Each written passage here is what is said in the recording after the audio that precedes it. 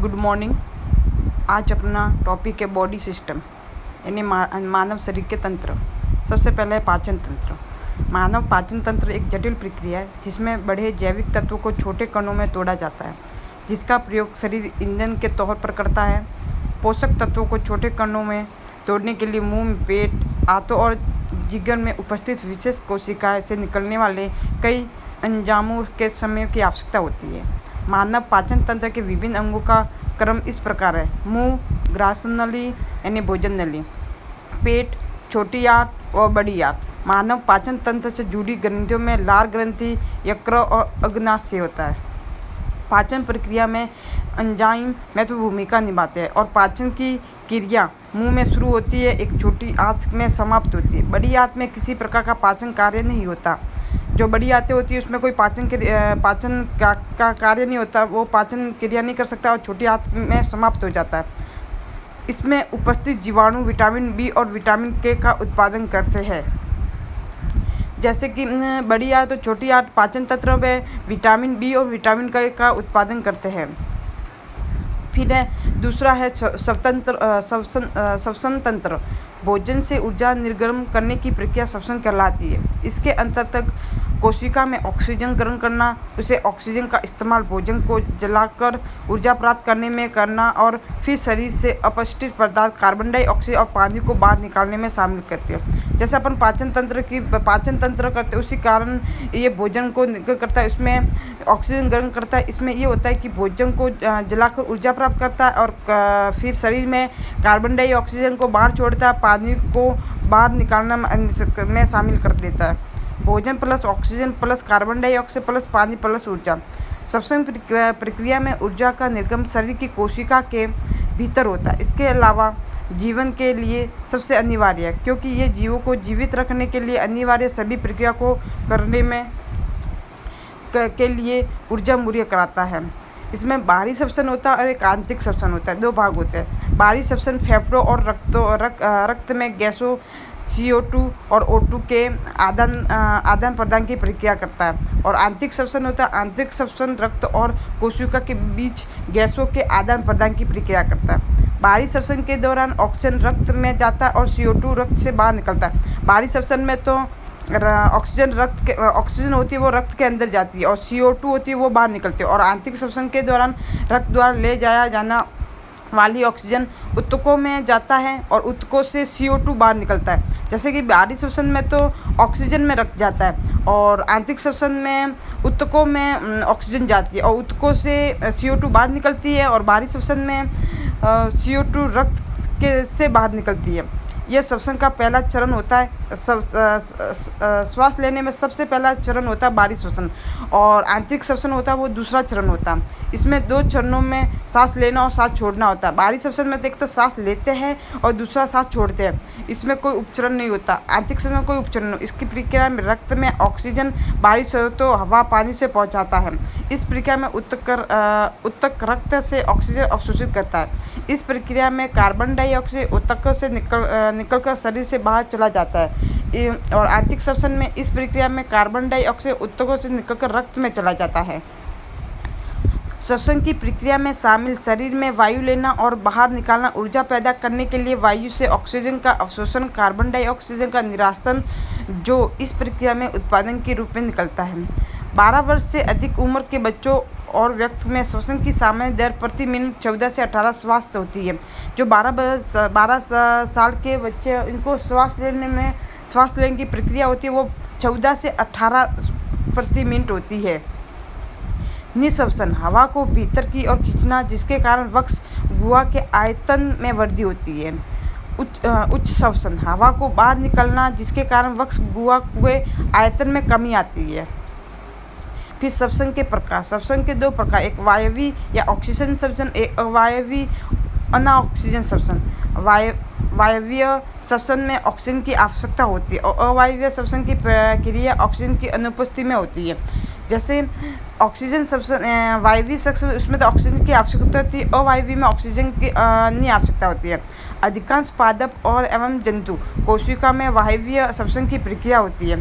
अवायवीय जीवाणु, यीस्ट, की सुकोशिका, प्रोकैरियोटिस और मांसपेशीय कोशिकाओं में अवायवीय श्वसन की प्रक्रिया होती है। वायवीय श्वसन अवायवीय श्वसन की अपेक्षा अधिक प्रभावकारी होता है। इसमें ग्लूकोज के एक गुण से एटीपी के 38 अणु बने होते हैं। अवायवीय श्वसन वायवीय श्वसन की अपेक्षा कम प्रभावकारी होता है। इसमें ग्लूकोज के एक अणु से एटीपी के 2 अणु बनते हैं। वायवीय श्वसन की प्रक्रिया सामान्य माइक्रोकॉन्ड्रिया में होती है और अवायवीय श्वसन की क्रिया सामान्य कोशिका द्रव्य में होती है। वायवीय श्वसन की क्रिया के अंत में उत्पादन के रूप में कार्बन डाइऑक्साइड और जल प्राप्त होता है। अवायवीय श्वसन की क्रिया के अंत में उत्पादन के रूप में कार्बन डाइऑक्साइड और इथाइल अल्कोहल या लैक्टिक अम्ल होता है। वायवीय श्वसन की क्रिया में ऊर्जा मुक्त होने से अधिक समय लगता है। अवायवीय श्वसन की क्रिया बहुत कम समय संपन्न होती है। फिर है परिसंचरण तंत्र। मनुष्य में मुख्य परिसंचरण तंत्र रक्त परिसंचरण तंत्र है। परिसंचरण तंत्र को द्विपरिसंचरण भी कहा जाता है क्योंकि ये 2 फंदों यानी लूप से बना होता है और रक्त हृदय से होकर 2 बार गुजरता है। हृदय इस तंत्र के केंद्र में होता है और दोनों भागों में बटा होता है, दायां और बायां। इस तंत्र में रक्त ऑक्सीजन, पचा हुआ भोजन और अन्य रसायन जैसे हार्मोन्स एंड एंजाइम को शरीर के अन्य हिस्सों में लेके जाता है। साथ ही यह रक्त कोशिका द्वारा उत्पादित अपशिष्ट या उत्सर्जक उत्पादन जैसे कार्बन डाइऑक्साइड और यूरिन को भी बाहर निकालने में काम है। परिसंचरण तंत्र का होता है जो अपशिष्ट पदार्थ होते हैं उनको तो कार्बन डाइऑक्साइड द्वारा बाहर निकालता है और यूरिया को भी बाहर निकालता है। मानव के रक्त परिसंचरण तंत्र में हृदय वह अंग जो रक्त को पंप करता है और पुनः प्राप्त करता है और रक्त वाहिकाएं या नलिकाएं होती है जिसके माध्यम से शरीर में रक्त का प्रवाह होता है। रक्त 3 प्रकार की रक्त वाहिकाओं से प्रभावित है, धमनियां, नसें और केशिकाएं। परिसंचरण तंत्र की रक्त वाहिका मनुष्य के शरीर के प्रत्येक अंग में मौजूद होती है। इसके द्वारा ही रक्त शरीर के सभी अंग तक पहुंचाता है। जो इसके 2 भाग है, एक तो है राइट वाला और एक लेफ्ट वाला हृदय, ठीक है। फिर नियंत्रण और समन्वय तंत्र। उच्च श्रेणी के पशु जिन्हें कैसिकी मनुष्य समेत कहा जाता है में नियंत्रण और समन्वय तंत्रिका तंत्र के साथ साथ हार्मोन तंत्र जिसे अंतःस्रावीय तंत्र कहा जाता है। तंत्रिका कोशिका से बने तंत्र को तंत्रिका तंत्र कहते हैं और इसमें काम हमारे शरीर की गतिविधियों के बीच समन्वय स्थापित करना होता है, इसलिए ये हमारे शरीर को मिलकर काम करने में मदद करता है। तंत्रिका तंत्र विशेष प्रकार की कोशिका से बना होता है जिसे न्यूरॉन्स कहते हैं। तंत्रिका तंत्र को न्यूरॉन्स भी कहा जाता है। यह शरीर की सबसे बड़ी कोशिका और अपने शरीर की सबसे बड़ी कोशिका होती है वो है ये तंत्रिका तंत्र। तंत्रिका तंत्र के मुख्य अंग होते हैं। सबसे बड़ी कोशिका होती है। तंत्रिका तंत्र के मुख्य अंग मस्तिष्क, रीढ़ की हड्डी और नसें। तंत्रिका तंत्र के मुख्य अंग होते हैं, एक तो मस्तिष्क अपना, रीढ़ की हड्डी और नसें होती है। मस्तिष्क और रीढ़ की हड्डी हमारे शरीर की सभी इंद्रियों और अन्य अंगों से लाखों नसों से जुड़ी होती है। मस्तिष्क होता है एक तो उसमें सबसे ज़्यादा अपने नसें जुड़ी होती है और एक होती है रीढ़ की हड्डी जो उसमें सबसे ज़्यादा अपने शरीर की सबसे ज़्यादा ये नसें जुड़ी हुई होती है। विभिन्न प्रकार के अंतरस्रावी हार्मोन्स उत्पादित करने वाले अंतरस्रावी ग्रंथियों के समूह को अंतरस्रावी तंत्र भी कहा जाता है। तंत्रिका तंत्र के साथ मिलकर अंतरस्रावी तंत्र हमारे शरीर की गतिविधियों के बीच विभिन्न प्रकार के अंतरस्रावी हार्मोन्स उत्पादित करने वाला अंतरस्रावी ग्रंथियों के समूह को अंतरस्रावी तंत्र कहते हैं। तंत्रिका तंत्र के साथ मिलकर अंतरस्रावी तंत्र हमारे शरीर की गतिविधियों के बीच समन्वय स्थापित करने में भी मदद करते हैं। हमारे शरीर में मौजूद अंतरस्रावी ग्रंथियाँ शीर्ष ग्रंथियाँ, हाइपोथैलेमस ग्रंथि, पिट्यूटरी ग्रंथि, थायराइड ग्रंथि, पाराथायराइड ग्रंथि, थैलमस, अग्नाशय, अधिवृक्क ग्रंथि, वृषभ और अंडाशय। वृषभ सिर्फ पुरुषों में होता है, अंडाशय सिर्फ महिला में होता है। फिर है 5वां है उत्सर्जन तंत्र। मनुष्य में एक अंग तंत्र द्वारा उत्सर्जन का कार्य किया जाता है जिसे मूत्र तथा मूत्र तंत्र और उत्सर्जन तंत्र कहते हैं। इसमें निम्न अंग होते हैं। सैम के बीज के आकार के 2 गुर्दे जो पेट के बीच के हिस्से के नीचे और पीछे की तरफ होते हैं। 2 उत्सर्जन नलियाँ या मूत्रवाहिनी, 2 गुर्दे से जुड़े होते हैं। एक मूत्राशय जिसमें मूत्रवाहिनी खुलती है और एक मांसल नली जिसमें मूत्र मार्ग कहते हैं, जो मूत्राशय से निकलती है। मूत्र मार्ग के अंतिम सिरे पर मूत्र त्याग स्थान होता है। इसके अलावा उत्सर्जन के दो मुख्य प्रक्रिया होती है, निस्पंद और पूर्ण अवशोषण। दो गुर्दे से सिर्फ नाइट्रोजन वाले अपशिष्ट को बाहर निकालने का काम करते हैं, बल्कि यह शरीर के पानी की मात्रा को विनियमित है। छठा है प्रजनन तंत्र। एक ही प्रजाति के मौजूद जीवों से नए जीवों की उत्पत्ति को प्रजनन तंत्र कहते हैं। पृथ्वी पर प्रजाति के अस्तित्व के लिए यह अनिवार्य है। प्रजनन में जीव अपने माता पिता के जैसे मूल गुणों के साथ पैदा होते हैं। जीवों में प्रजनन के दो मुख्य तरीके होते हैं, एक तो अलैंगिक प्रजनन, एक लैंगिक। अलैंगिक प्रजनन एक एकलजनक द्वारा योनि कोशिका या उगम के सहयोग के बिना नए जीव को जन्म देते हैं। उदाहरण, अमीबा में होने वाली द्विआधारी विखंड, हाइड्रो में कॉपल निकलता है, राइजोपस कवक में बीजाणु का बनना, प्लानारिया में पुंजनन, साइपोरोगाई में विखंड फूल वाले पौधों जैसे गुलाब का पौधा में वनस्पति विस्तार। फिर लैंगिक प्रजनन, दो जीव माता पिता द्वारा उनके यौन कोशिका या उगमों का प्रयोग कर नए जीव को जन्म देता और यौन प्रजनन में शामिल दो जीव नर और मादा होते हैं। पुरुष प्रजनन प्रणाली, कंकाल तंत्र। कंकाल तंत्र हड्डियों से संबंधित उपस्थित और शरीर मानव के जोड़ों का तंत्र होता है। व्यक्त मानव शरीर में 206 हड्डियाँ होती हैं। अपने शरीर में 206 हड्डियाँ होती है। हड्डियों के अलावा कंकाल में कार्टिलेजन और लिगामेंट भी होते हैं। हड्डियों के अलावा एक तो लिगामेंट भी होते हैं, जैसे अपने दो हाथों के बीच में ये लिगामेंट होता है, ये जोड़ता है।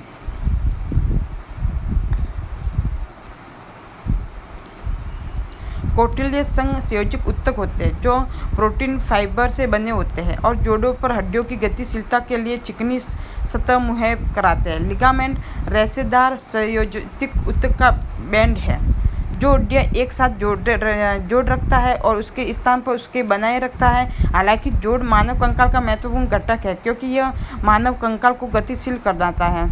जोड़ दो या अधिक हड्डियों और कार्टिलेज के बीच हो सकता है। व्यायाम हमारे पाचन तंत्र के लिए फायदे। पाचन तंत्र के लिए जो एक्सरसाइज व्यायाम होता है वो क्या क्या लाभकारी होता है, जैसे शरीर को कार्य करने में फायदेमंद।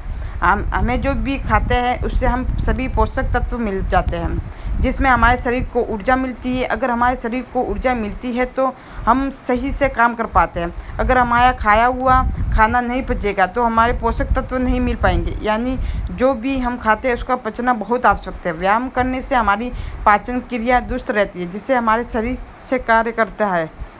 फिर रोग प्रतिरोध क्षमता बढ़ती है। व्यायाम का पाचन तंत्र पर प्रभाव यह है कि इसमें पाचन क्षमता मजबूत होती है। व्यायाम करने से हमारी पाचन क्षमता सही कर रहती है जिससे हमारा रोग प्रतिरोध क्षमता बढ़ती है। रोग प्रतिरोध क्षमता बढ़ने से आप कई रोगों से बचे रहते हो। पेट की समस्या से मुक्ति, रोजाना योग व एक्सरसाइज करने से पेट संबंधी आप समस्याओं जैसे एसिडिटी, कब्ज आदि को दूर करने में मदद मिलती है, यानी पेट के हर रोग से मुक्ति मिलती है। योग के कुछ पोज कब्ज जैसी समस्या को दूर करने में भी सहायक होते हैं। व्यायाम का पाचन तंत्र पर प्रभाव का एक और अच्छा प्रभाव है इसमें मेटाबॉलिज्म रेट को नियंत्रित कर रहने में मदद मिलती है। कार्डियो एक्सरसाइज करने से हमारे शरीर का मेटाबॉलिज्म रेट सुधरता है जिसमें हमारे शरीर से कैलोरी जल्दी कम होती है और पाचन तंत्र सही से काम करता है। इस तरीके से व्यायाम का पाचन तंत्र पर प्रभाव पड़ता है। रक्त संचार सही से होता है। व्यायाम करने से हमारे शरीर में रक्त संचार सही से होता है, इससे हमारे शरीर सही से काम करता है। इसमें खाना सही से पचता है और पाचन तंत्र सही रहता है। इसके लिए आपको रोजाना व्यायाम करना चाहिए ताकि आपका सुस्त पाचन सिस्टम सही से काम करे। व्यायाम करने से दिल रक्तचाप भी सही रहता है। फिर व्यायाम का पाचन तंत्र पर सकारात्मक वर्कआउट करने से अपने क्या क्या फायदे, जैसे दौड़ना। वर्कआउट क्या क्या करना है, दौड़ना। व्यायाम का पाचन तंत्र पर प्रभाव पड़ता है, इसलिए डाइजेशन को बेहतर बनाने के लिए दौड़ बेस्ट एक्सरसाइज मानी जाती है। नियमित दौड़ने से कब्ज की समस्या नहीं होती और पाचन तंत्र अच्छा होता है। पेल्विक फ्लो एक्सरसाइज, पेट से संबंधित परेशानियाँ से बचने से pelvic floor exercise. Pelvic floor exercise Kegel exercise के अंतर्गत आता है। इससे वर्कआउट को आसानी से किया जाता है। फिर है सिटअप्स वर्कआउट रोजाना करने से पेट के मिडरिफ मांसपेशियों में कॉन्ट्रैक्शन होता है, जिसमें डाइजेशन अच्छा होता है। अगर आप पाचन संबंधी परेशानी से पीड़ित है तो नियमित सिटअप्स करना। फिर पिलाटे वर्कआउट का एक ऐसा वर्कआउट है जिसमें पेट संबंधी परेशानी, लोअर बैक की समस्या या हिप्स की मांसपेशियों को स्ट्रॉन्ग बनाता है। इस वर्कआउट से ब्रेनिंग प्रॉब्लम से भी निजात मिल जाती है। फिर पुशअप्स वर्कआउट की खूब चर्चा है। वैसे यह एक्सरसाइज महिला और पुरुष दोनों में लाभकारी माना जाता है। फिटनेस वर्कआउट के अनुसार यह पेट के लिए सबसे अच्छा होता है और पाचन तंत्र के लिए अच्छा होता है। पुशअप्स। स्विमिंग पाचन तंत्र को बेहतर बनाए रखने के लिए तैरना अत्यंत लाभकारी माना जाता है। स्विमिंग के साथ साथ अन्य एरोबिक वर्कआउट चुने जाते हैं। Crutches exercise. Sports and exercise lover इस एक्सरसाइज के दीवाने होते हैं। पीठ के बल लेटकर इस एक्सरसाइज को आसानी से किया जाता है। इससे आसान से वर्कआउट की मदद से पेट के मसल को स्ट्रॉन्ग बनाया जाता है। वही इससे वजन को भी संतुलित रखा जाता है। बेली फैट कम करने के लिए इसे प्रेस वर्कआउट का सहारा लिया जाता है। जैसे सबसे पहले तो अपन अच्छे से ज़मीन पर लेट जाएंगे, उसके बाद अपने दोनों पैरों को घुटने की तरफ मोड़ लेंगे और अपना दोनों हाथ सिर के पीछे, उसके बाद धीरे धीरे उठकर अपना जो हेड होता है उसको दोनों घुटनों को टच करना होता है। ये एक्सरसाइज 10-12 बार करने से अपने पेट एक तो की चर्बी कम हो जाती है, पेट कम हो जाता है। फिर स्पोर्ट्स में फिर है जोड़ यानी जॉइंट। शरीर के उन स्थानों को कहते हैं जहाँ दो अस्थियाँ एक दूसरे से मिलती है। जॉइंट उसे कहते हैं जो शरीर की दो हड्डियाँ मिलती है, उसे जॉइंट कहते हैं। जैसे कंधे है, कोहनी है, कूल्हड़ की संधि। इसका निर्माण शरीर में गति सुलभ करने और यांत्रिक आधार हेतु होता है। इसका वर्गीकरण संरचना और इनके कार्यों में आधार होता है। जैसे इस फोटो में बताइए, देखो दो हड्डियाँ, अपने शरीर की कोई भी दो हड्डियाँ मिल रही है उससे जहाँ होती है उसे जॉइंट कहते हैं। संधियों के प्रकार। शरीर में विशेषकर 3 प्रकार की संधियाँ पाई जाए। अचल संधि, अर्चरल संधि और अचल संधि। अचल संधि इस संधि में अस्थियों के संधि पुष्टों का संयोग हो जाता है। दोनों अस्थियों के बीच कुछ भी अंतर नहीं होता। इसके कारण अस्थियों के संगम स्थान पर किसी प्रकार की गति नहीं हो पाती। दोनों अस्थियों तंतु ऊतक द्वारा आपस में जुड़ी रहती। इन संधियों में 3 श्रेणियाँ पाई जाती हैं। चिवनी, दंतमूल संधि और एक तांतव संधि। चिवनी में अस्थियाँ अपने कोरों द्वारा आपस में मिलती। ये केवल कपालियों स्थितियों में पाया जाता है। दंतमूल संधि में एक अस्थि को नुकीला भाग दूसरी अस्थियों में भीतर प्रविष्टित रहता है, जैसे भ्रूण में लगे दांत। तांतव स्थितियों में पृष्ठ अंतःस्थानिक स्नायु के द्वारा आपस में जुड़ती है। फिर अर्चरल संधि इसमें भी 2 भेद होते हैं कि उपास्थि संधि, एक है तंतुपास्थि संधि। उपास्थि कुछ समय के बाद अस्थि में परिण हो जाती है और अस्थियों के सिर एक दूसरे के साथ पूर्णतया जुड़ जाते हैं। प्रच्छदात्मकाल के तल भाग के बीच में इसी प्रकार की संधि होती। इस संधि में कुछ भी गति नहीं होती। तंतुपास्थि संधि में अस्थियों के सिरों के बीच में रहने वाली उपास्थि का शोषण नहीं होता। ये उपास्थि दोनों अस्थियों को एक दूसरे से मिलाई रहती है। उपास्थि के अतिरिक्त कुछ स्नायु भी अस्थियाँ जोड़ी रहती। इसी कारण इन संधियों में कुछ गति होती है। कैसुरुका के बीच में संधियाँ इसी प्रकार होती है। फिर छल संधि। इन संधियों में गतियों की बहुरूपिया, जिसमें सब दिशाओं, 2 दिशाओं, एक दिशा या केवल अक्षों पर ही गति होती है। संधि के भीतर स्थिर अस्थिर को एक दूसरे के परस्पर संपर्क होती है। संधि एक कोशिका द्वारा पूर्णतया आच्छादित रहती है, जिसमें 2 स्तर होते हैं, तंतु स्तर तथा स्नेहक स्तर। स्नेहक स्तर संधि का भीतर से पूर्णतया ढक रहता है, केवल उपायुक्त अस्थियों के सिरे को स्वतंत्र छोड़ देता है। संधि के भीतर विवर होता है, जो तंतुपास्थि के एक गोल टुकड़े से पूर्णतया अथवा अपूर्णतया 2 भागों में विभक्त होता है। कोशिका के बाहर स्नायु उपस्थित रहती है, जो नीचे को टेढ़े बनाती है। संधियों में स्थित अर्ध व पूर्ण चंद्राकार तंतुनास्तिक से अस्थियाँ को धक्के में रक्षा होती है। यह दोनों अस्थियों के सिरों को आपस में रगड़ने से बचाती है। फिर चल संधि के भेद, भिन्न भिन्न प्रकार की संधियाँ जैसे अलुक संधि, स्नुलाक संधि, प्रयाण संधि, कोर संधि या कोणी संधि। कोर संधि किनारे किनारे में होती है, जैसे डायग्राम से समझाया गया है। कोर संधि के संधायक पृष्ठ एक दूसरे के अनुकूल ऐसे बने जाते हैं कि अस्थियाँ केवल एक ही अक्ष पर गति कर सकती है, जैसे कंकुहनी की संधि। ठीक है। फिर विरवृत्त की संधि, पिवट जॉइंट में एक अस्थि कुंड की भांति बन जाती है और दूसरी किवाड़ की चूल की भांति उसके भीतर बैठकर घूमती है, जैसे प्रकोष्ठकार संधि। फिर स्थूलकार संधि में एक लंबा सा गड्ढा बन जाता है और दूसरी अस्थि उन्नोत्तर और लंबोत्तरी सी हो जाती है। यह भाग पहली स्थिति के गड्ढे में रहता है और अस्थियों में स्नायु द्वारा आपस में बंधी रहती है, जैसे मणिबंध अर्थात कलाई की संधि। इसमें आकुंचन, विस्तार, अभिवर्तन, अपवर्तन, पर्यावर्तन इत्यादि किया जाता है। पर्याप्त संधि में एक संधि अस्थि का आकार जिन के समान होता है, यह एक दिशा में अवतलन और दूसरी दिशा में उत्तोलन हो जाती है, जैसे अंगूठे की मणिबंध कर संधि। अवलोकन संधि में एक अस्थि में गड्ढा बन जाता है, दूसरी अस्थि में का एक प्रांत कुछ गोल पिंड का रूप धारण करके इसी गड्ढे में स्थित हो जाता है। संधि विवरण तथा स्नायु द्वारा संधि दृढ़ को हो जाती है, जिसमें संधि की प्रत्येक दिशा में गति और हो सकती है और स्वयं अपने अक्ष पर घूम सकती है। स्कंद संधि और नितंब संधि इसके उदाहरण हैं। सरल संधि, इसके पृष्ठ इस प्रकार ढले होते हैं और स्नायु इत्यादि की स्थिति ऐसी होती है कि अस्थियाँ इधर उधर कुछ ही सरक सकती है, जैसे केशुका संधि।